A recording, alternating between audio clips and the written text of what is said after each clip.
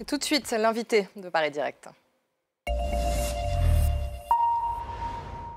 Et nous recevons ce matin Thomas Melogno. Bonjour. Bonjour. Merci d'être avec nous. Vous êtes directeur exécutif de l'innovation, de la stratégie et de la recherche à l'AFD, l'Agence française de développement. Nous allons parler ensemble de cet ouvrage qui vient de sortir, L'économie africaine 2023. C'est aux éditions La Découverte et c'est le 4e livre annuel qui est publié par l'AFD sur ce sujet. On y trouve des analyses et des réflexions sur les principaux enjeux économiques et sociaux en Afrique. Alors, tout d'abord, comment expliquez-vous que l'Afrique ait réussi à absorber déjà ce choc de la pandémie de Covid-19 ? Alors, la première observation, c'est que le choc Covid avait été un petit peu moins fort en Afrique que sur d'autres continents. Les confinements, notamment, avaient été un petit peu plus courts.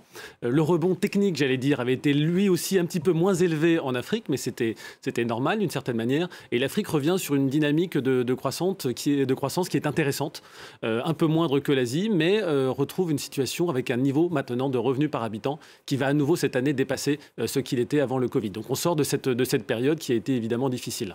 Alors, entre 2015 et 2019, vous parliez de la croissance. Croissance africaine était de 3,2%, en 2021, 4,3%, en 2022, 4%.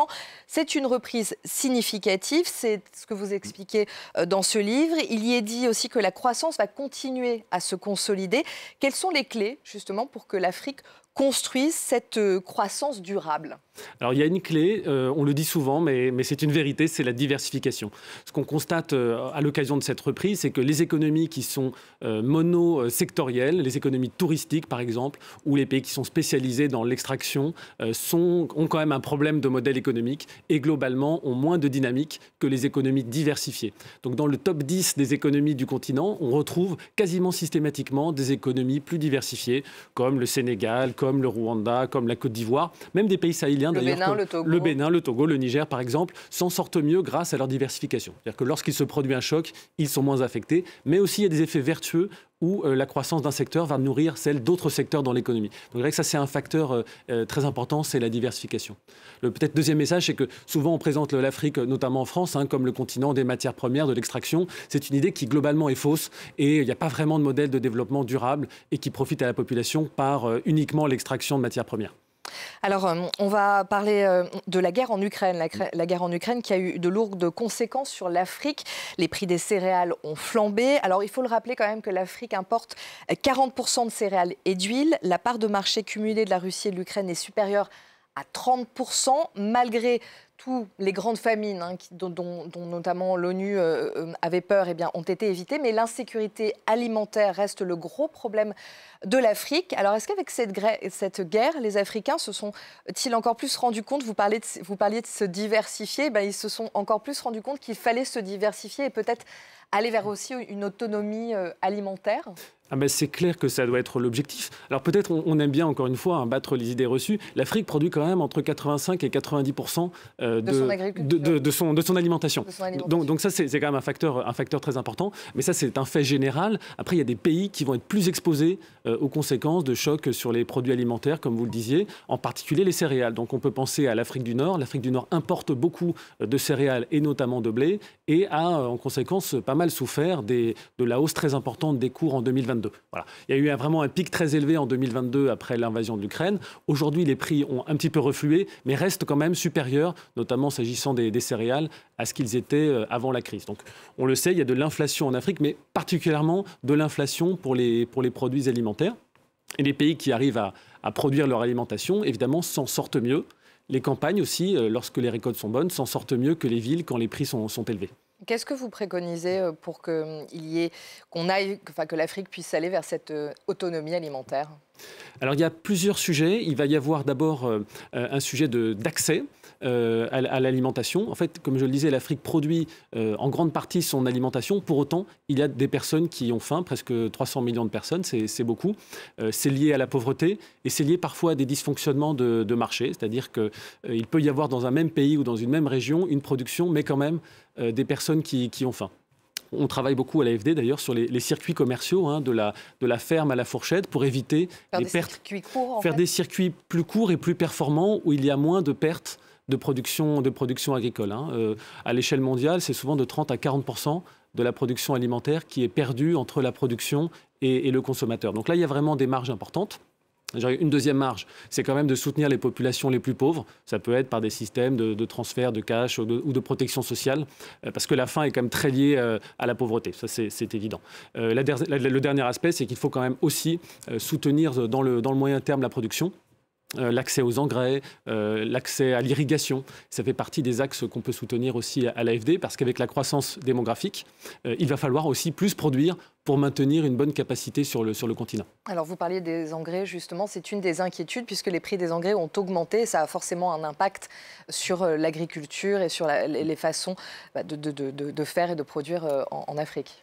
Alors on découvre ça ou on redécouvre ça avec la guerre en Ukraine, mais c'est vrai que le prix des engrais est très lié au prix du gaz, en particulier pour les engrais azotés, donc comme l'urée. Et les prix du gaz ont été très élevés en 2022 jusqu'à très récemment, en réalité. Et ça va impacter en particulier les cultures dites d'exportation.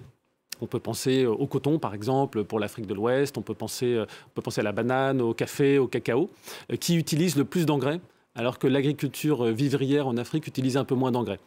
Donc, je dirais qu'on peut, une fois qu'on a fait ce résumé-là, on peut être un peu moins inquiet sur la partie alimentation, sauf que souvent, après la culture du coton, par exemple, il peut y avoir des cultures vivrières qui sont faites en partie sur les mêmes terres. Donc la baisse de l'utilisation des engrais, ça serait un vrai problème pour l'alimentation en Afrique. Bon, l'inquiétude est relativement modérée, mais on a parfois des combinaisons de facteurs avec par exemple, c'est le cas actuellement en Afrique de l'Ouest, des parasites dans la culture du coton qui peuvent impacter en plus de la difficulté à se procurer des engrais. Donc voilà, c'est pour une filière très importante dont dépendent plusieurs millions de personnes. Oui, il y a quand même des points de préoccupation pour l'année 2023. Et puis la question aussi peut-être d'ailleurs de tendre vers un coton génétiquement modifié qui lui a besoin de moins d'engrais et qui n'est pas sensible à toutes ces petites bêtes qui viennent le dévorer. L'autre constat, la plupart des pays ne peuvent pas vivre sans aide internationale. Vous en parliez de cette aide notamment de l'AFD, puisque les besoins de financement sont vraiment très élevés. Et ça on l'a bien compris, et c'est ce qu'on lit, ce qu'on découvre. Enfin, on ne le découvre pas, on le sait, mais c'est toujours bien présent et bien ancré, ces besoins de financement de l'Afrique. Oui, ça reste vrai et c'est toujours un problème d'ailleurs. D'ailleurs, c'est autant un besoin d'aide qu'un besoin d'investissement en réalité. Mais les conditions de financement pour l'année 2023, comme à la fin 2022, restent difficiles. Là, comme vous le savez, il y a une hausse des taux importante aux États-Unis, en Europe et dans les économies avancées en général. Mais la hausse des taux en Afrique est encore plus importante. On a observé ce qu'on appelle un mouvement de fuite vers la qualité. La plupart des investisseurs, quand il y a comme ça une hausse des taux aux États-Unis ou en Europe, déplacent leur capital vers l'Europe ou les États-Unis et ça fait monter mécaniquement les taux en dollars ou en euros sur le continent africain. Donc on a vu des hausses de taux en France, par exemple. Donc si vous négociez un emprunt immobilier, vous le constatez. Mais les hausses de taux sont encore plus importantes sur le continent africain et en particulier pour les États. Donc ça, c'est un point qui évidemment va avoir des conséquences. Les États africains aujourd'hui ont plus de mal à émettre des obligations sur les marchés et ils payent des taux d'intérêt plus élevés. Donc pour ceux qui sont peu endettés, les taux élevés, c'est moins un problème. Pour ceux qui ont déjà une dette plus importante, la hausse des taux peut amener à des difficultés concrètement à honorer leurs dettes. Très récemment, le Ghana, par exemple, a indiqué qu'il avait des difficultés à honorer sa dette en dollars ou en euros. Donc on voit que cette année va être une année charnière qui peut faire une sorte de tri, malheureux peut-être, mais entre des pays très endettés et qui vont subir la hausse des taux et ceux qui étaient moins endettés et qui du coup seront moins affectés. L'Afrique doit faire aussi face au changement climatique qui a un impact direct notamment sur son agriculture, sur l'élevage qui est aussi menacé. Il y a l'eau. Vos projections sont plutôt quand même assez alarmante en ce qui concerne tous les impacts que ça a justement, que le changement climatique a sur l'Afrique. Alors la tonalité, c'est vrai, est inquiétante pour l'Afrique, mais j'allais dire comme pour d'autres régions. Oui, le changement climatique, c'est une problématique globale. Mondiale. C'est vrai. En revanche, ce qui peut-être est un point de vigilance particulier pour l'Afrique, c'est que l'économie est plus agricole. Donc évidemment, l'agriculture est une activité économique qui va être plus impactée par le changement climatique que les services. Donc oui, il y a quand même une spécificité pour le continent africain qui tient à la structure de son économie et à la place de l'agriculture. Donc c'est vrai que dans le livre L'économie africaine 2023, on regarde ces impacts du changement climatique à la fois pour le monde rural et pour le monde urbain. Puisque, en gros, le type d'impact qu'on peut observer sur le continent, c'est comme partout une élévation de la température, ça c'est évident. Mais dans le monde agricole, ça veut dire souvent plus de sécheresse et des sols qui seront beaucoup plus secs, avec des variations quand même, et le livre permet de l'aborder, des zones où clairement on va avoir une baisse des précipitations et un assèchement des sols. C'est très vrai pour l'Afrique du Nord, par exemple, mais aussi pour l'Ouest ou l'Ouest du continent, le Sénégal, par exemple. Il y a des zones où il va y avoir un peu plus de pluie. Le Sahel, par exemple. Alors, on part de très bas, donc la hausse n'est pas spectaculairement plus, on va dire. Mais il peut y avoir encore un petit peu plus de précipitations au Sahel ou dans l'Afrique ou en Afrique centrale, dans la zone équatoriale.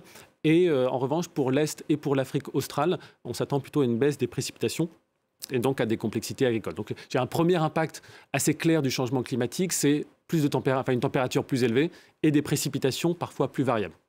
Une dernière question. Le climat, c'est un des axes centraux de l'action de l'AFD. Vous avez décidé de renforcer vos engagements à co-bénéfice climat. Est-ce que vous pouvez nous expliquer rapidement en quoi cela consiste?